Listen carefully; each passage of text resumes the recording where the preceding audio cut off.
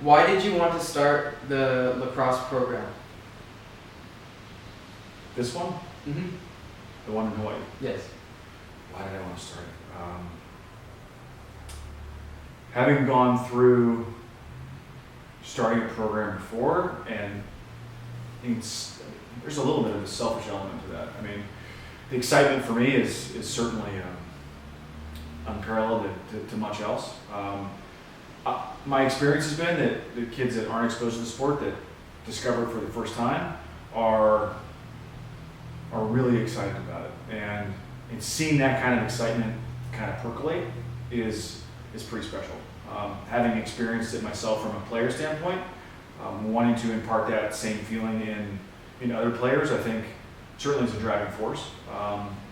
Being passionate about the sport myself and wanting to have a vehicle to pursue that passion, kind of got to create something.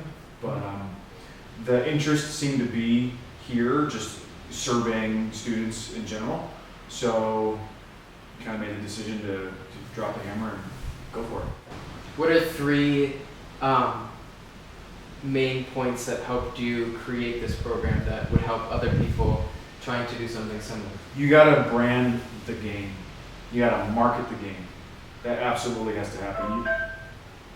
You got to brand the game. You got to market the game. You can't just expect to stick a lacrosse flag in the ground and people will just run to you.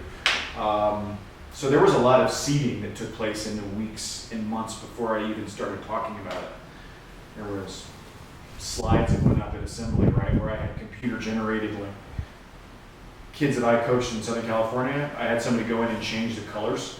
So it was red and black versus like green and white. Carolina HPA, but they weren't HPA or Carolina players. Like, I started planting the seed ahead of time. You gotta have drive and you gotta have time, right?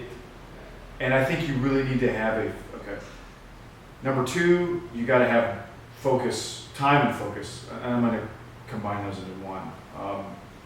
Starting something from the ground up requires a lot of patience.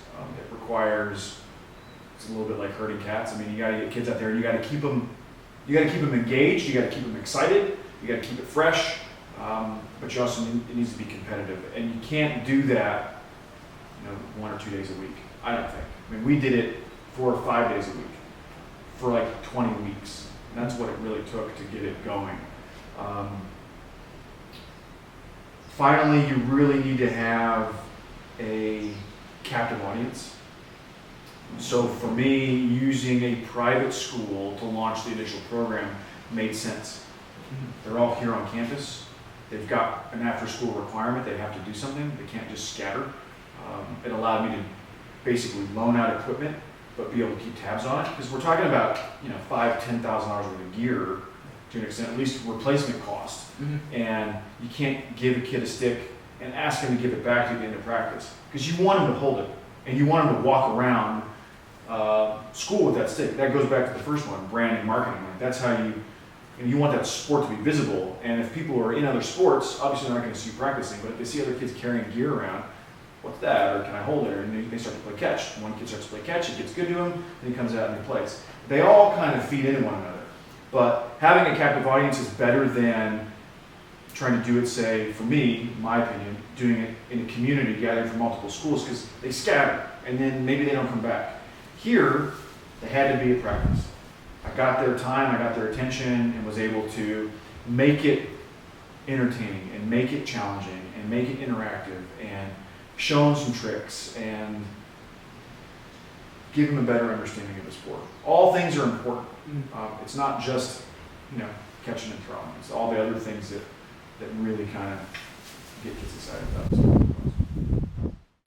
The connection that I have to this folklorist tradition is that I am a part of the growth of lacrosse in the Big Island. And the most important part of this whole video, which is lacking in the interview, is that the sport is practiced by Coach C in the most traditional format, where he implements the values that were carried by the first people to play lacrosse, and we pay homage and grow the game by playing and encouraging other schools to play. And our coach, Coach C, reminds us that why, or like what lacrosse was founded on and how it was created, because without that, the game would be nothing.